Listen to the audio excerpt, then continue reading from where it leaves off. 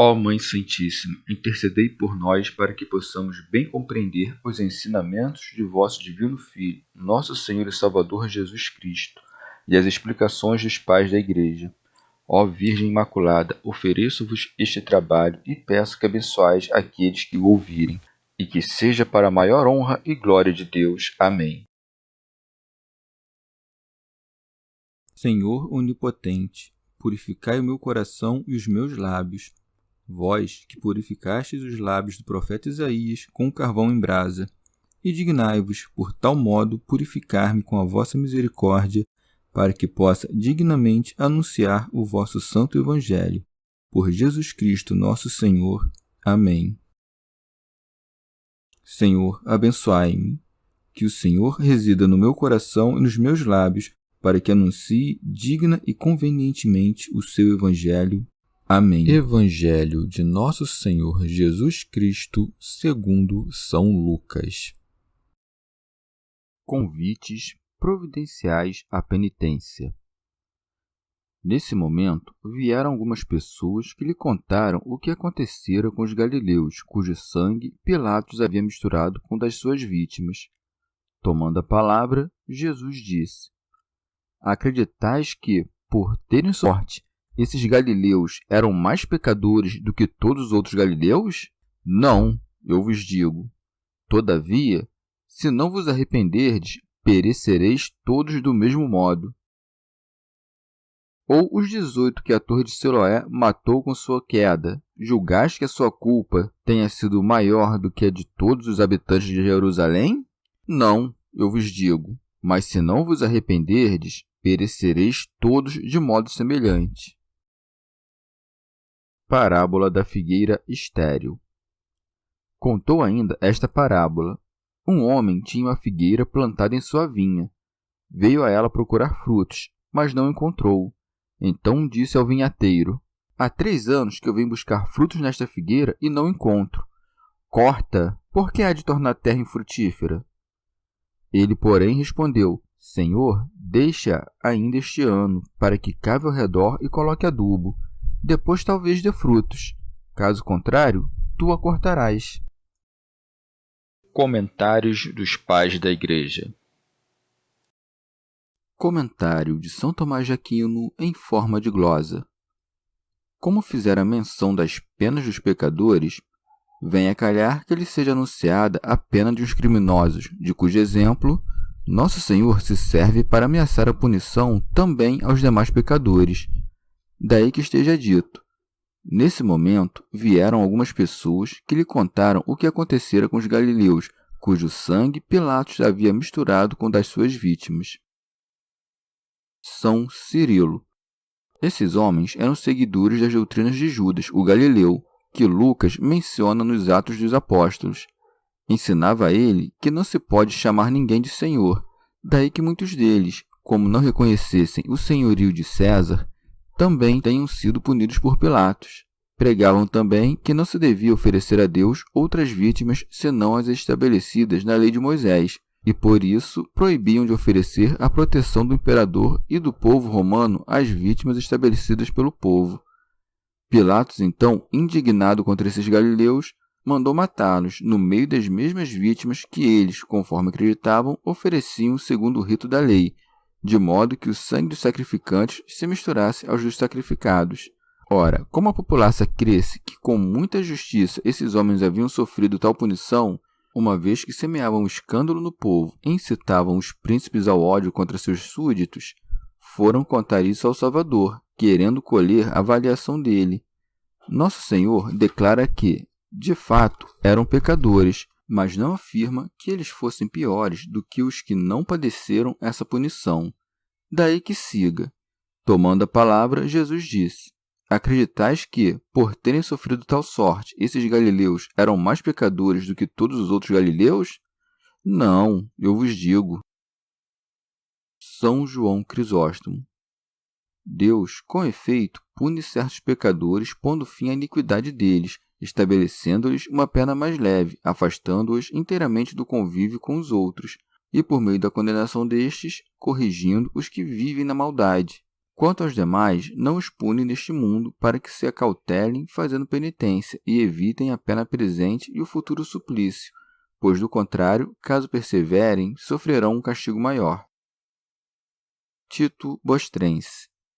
Nosso Senhor deixa claro aqui que, como toda decisão que, tomada no julgamento, resulte na condenação dos réus, não apenas acontece pelo poder do juiz, mas também com o aceno de Deus. Daí que quer o juiz puna o réu com consciência justa, quer o condene com intenção escusa, deve-se remeter isto ao juízo de Deus. São Cirilo. Nosso Senhor, afastando os populares de toda insurreição interna ocasionada pela religião, acrescenta: Todavia, se não vos arrependerdes, e não cessardes de conspirar contra os príncipes, coisa esta que não fazeis com aprovação divina, todos perecereis, ao mesmo tempo ou do mesmo modo, e vosso sangue se juntará ao das vossas vítimas.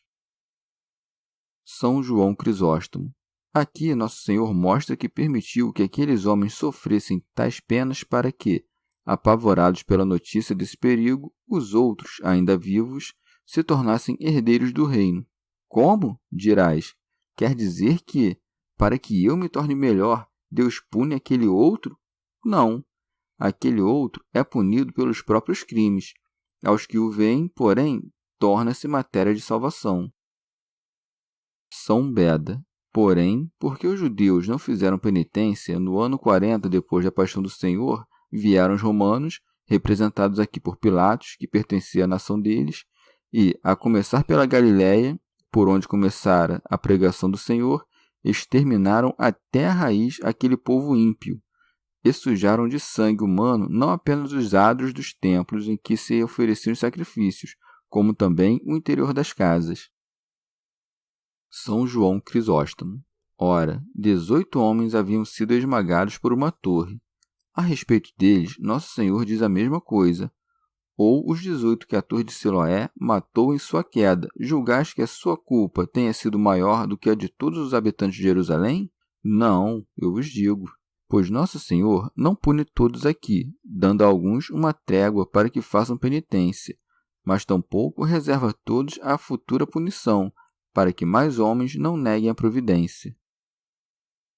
Tito Bostrense. A torre, que era uma só, é comparada à cidade inteira, a fim de que a parte aterrorize o todo, daí que se acrescente. Mas, se não vos arrependerdes, perecereis todos de modo semelhante. É como se dissesse: a cidade inteira em breve será ocupada se os cidadãos perseverarem na iniquidade. Santo Ambrósio. Em sentido místico, aqueles homens, cujo sangue Pilatos misturou com os dos sacrifícios deles, prefiguram os que, compelidos pelo diabo, oferecem sacrifícios impuros e cuja oração serve de pecado, como foi escrito sobre Judas, que no meio do sacrifício pensava em como entregar o sangue do Senhor. São Beda. É que Pilatos, que significa a boca de ferreiro, representa o diabo, sempre pronto para matar. O sangue é o pecado, o sacrifício as boas ações. Pilatos, portanto, mistura o sangue dos galileus com os sacrifícios deles, sempre que o diabo mancha a esmola e os demais bons feitos dos fiéis, ou com o prazer da carne, ou com a cobiça do louvor humano, ou com qualquer outra peste. Também, aqueles gerossomilitanos, esmagados no desabamento da torre, significam que os judeus que se negaram a fazer penitência haviam de perecer junto com suas muralhas. E não é em vão o número 18, que em grego é expresso com as letras iota e eta, as mesmas porque começa o nome de Jesus. Isto quer dizer que os judeus haveriam de perecer, sobretudo, porque se negaram a acolher o nome do Salvador. A torre representa aquele que é a torre da fortaleza, que com muita razão fica em Siloé, que significa enviado, pois representa aquele que, enviado pelo Pai, veio ao mundo e haveria de esmagar todos sobre os quais caísse.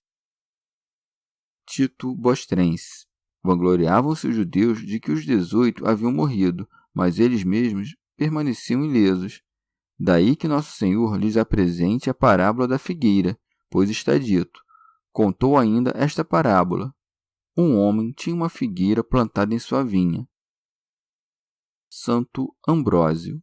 a vinha do Senhor dos Exércitos é aquela que ele entregou para a tomada das nações, e é adequada a comparação desta árvore com a sinagoga, pois, assim como esta árvore, cobrindo-se apenas de abundantes folhas, enganou a esperança de seus donos com a vazia expectativa de colher dela os esperados frutos.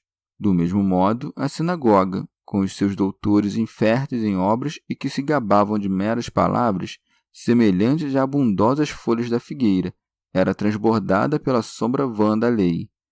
Esta é também a única árvore que, desde o começo, dá frutas no lugar das flores, e as frutas caem para dar lugar a novas frutas. Porém, algumas das primeiras, muito raras, permanecem e não caem. Da mesma forma, o primeiro povo da sinagoga caiu como um fruto inútil para que, da abundância da religião antiga, emergisse o novo povo da igreja. Antes, porém, alguns de Israel, à semelhança das frutas verdes que demoram a amadurecer, ficaram à frente dos demais graças a seus belíssimos frutos. A estes está dito: estareis sentados sobre 12 tronos. Alguns, todavia, pensam que esta figueira não é uma figura da sinagoga, e sim da malícia e da perversidade. Esta interpretação, contudo, em nada difere da outra, exceto que estes escolhem o gênero em vez da espécie. São Beda. O próprio Senhor instituiu a sinagoga por meio de Moisés, apareceu na carne e, com bastante frequência, ensinou na sinagoga em busca do fruto da fé, mas não o encontrou na mente dos fariseus. Daí que siga. Veio a ela procurar frutos, mas não encontrou. Santo Ambrósio. O Senhor foi buscar frutos não porque ignorasse que a figueira carecia de fruto, mas para mostrar figuradamente que a sinagoga já devia ter dado fruto. Nas passagens seguintes, é demonstrado que o Senhor não foi ver a árvore antes do tempo, considerando que ele vinha vê-la por 3 anos seguidos, pois assim leis: há 3 anos que venho buscar frutos nesta figueira e não encontro. Veio para Abraão, veio para Moisés e veio para Maria, isto é, veio por meio do sinal da circuncisão, veio por meio da lei e veio em corpo. Reconhecemos sua vinda pelos seus benefícios. Numa, a purificação, em outra, a santificação e em outra, a justificação. A circuncisão purificou, a lei santificou, a graça justificou. Portanto, o povo judeu não pôde nem ser purificado, porque teve a circuncisão do corpo sem ter a da alma, nem ser santificado, porque, desconhecendo o poder da lei, seguia mais a carne do que o espírito, nem ser justificado, porque, por não fazer penitência dos seus delitos, desconhecia a graça. Com razão, consequentemente, nenhum fruto foi encontrado na sinagoga, e por isso o Senhor manda cortá-la, pois segue: corta-a, porque há de tornar a terra infrutífera. O bom cultivador, talvez aquele que a igreja tem por fundamento, sabendo de antemão que outro seria enviado às nações, e ele, aos da circuncisão, intervém piedosamente para que não se corte a figueira, confiante de que, com sua convocação, até mesmo o povo judeu poderia ser salvo por meio da igreja. Daí que siga. Ele, porém, respondeu-lhe: Senhor, deixa ainda este ano. Não tardou para descobrir que a dureza e a soberba dos judeus eram as causas da sua esterilidade. Por isso ele, sabendo reprimir os vícios, veio cultivar a árvore. Daí que siga, para que cabe ao redor. Promete cavar os duros corações dos judeus com as enxadas apostólicas, para que o excesso de terra não oprima e esconda a raiz da sabedoria. Acrescenta: e coloque adubo, que significa a humildade, por meio da qual até o judeu pode vir a dar bons frutos para o evangelho de Cristo. Daí que acrescente: depois talvez dê frutos, caso contrário, tu a cortarás. São Beda. Ora, isto foi cumprido por meio dos romanos, pelos quais a nação judaica foi cortada e expulsa da terra da promessa. Santo Agostinho. Ou ainda, a árvore do figo é a raça humana. O primeiro homem que pecou, com efeito, tapou com folhas de figueira as suas vergonhas, quer dizer, os membros de que fomos gerados. Teofilacto Diócrida. Ora, cada um de nós é uma figueira plantada na vinha de Deus, isto é, a igreja, ou ainda este mundo. São Gregório Magno. No terceiro ano, o senhor da parábola foi até a figueira, porque o Senhor foi buscar os frutos da raça humana antes da lei, sob a lei e sob a graça, esperando, aconselhando e visitando-a. E queixou-se de que em 3 anos não encontrasse fruto nenhum, porque as mentes de alguns malvados não foram corrigidas, nem pela lei natural esperada, nem instruídas pelos seus preceitos, nem convertidas pelos milagres da sua encarnação. Teofilacto Diócrida. Nossa natureza, 3 vezes procurada, não rendeu fruto. Na primeira vez, prevaricamos o preceito de Deus no paraíso. Na segunda, forjaram sob a lei o bezerro de ouro. Na terceira, negaram o Senhor. Este espaço de 3 anos deve ser entendido como as 3 idades, a pueril, a adulta e a senil. São Gregório Magno. Mas estas palavras, corta, por que há de tornar a terra infrutífera? Devem ser ouvidas com grande temor. Cada um de nós, à sua maneira, na medida em que detém o seu lugar na presente vida, caso não apresente o fruto da boa obra, ocupa a terra como uma árvore que não dá frutos, porque no lugar em que está, tira a outros a oportunidade de operar. São Basílio. É próprio da apropriação divina não infligir penas em silêncio, mas antecipá-las com ameaças, chamando o pecador à penitência. Assim fez com os ninivitas e agora com o cultivador, dizendo, corta, com o que o insta a ter cuidado da árvore e incita a alma estéril a dar os devidos frutos. São Gregório Nazianzeno. Tampouco nós, portanto, nos apressemos em derrubar a árvore, mas tiremos vantagem da misericórdia, para que não cortemos a figueira ainda capaz de dar frutos, a qual, talvez, o zelo do hábil guardião venha a curar. Daí que se acrescente.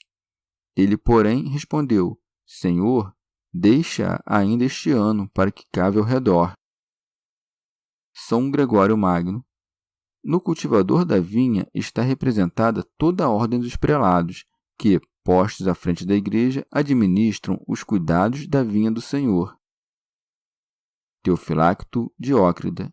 Ou ainda, o pai de família é Deus Pai, o cultivador, Cristo, que não permite que se corte a figueira por ser estéril.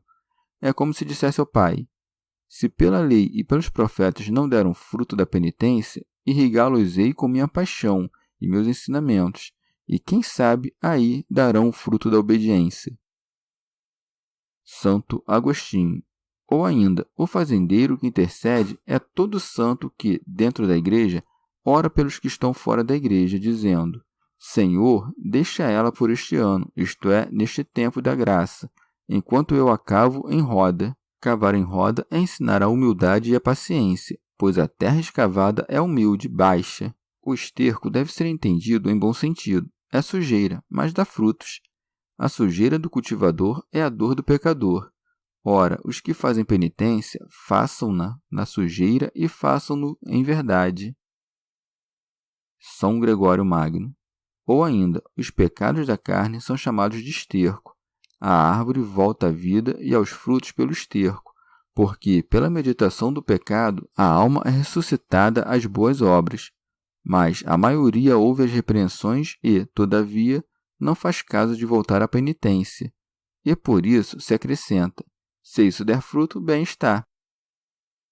Santo Agostinho. Bem estará de fato, senão cortá-las-á depois, isto é, quando vieres no juízo a julgar os vivos e os mortos. Enquanto isso, o Senhor nos poupa. São Gregório Magno.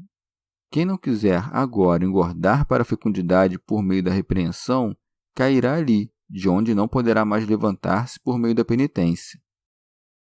Chegamos ao fim de mais um dia de comentários da Catena Áurea. Muito obrigado por ficarem até aqui, que Nossa Senhora derrame suas graças sobre nós e até amanhã.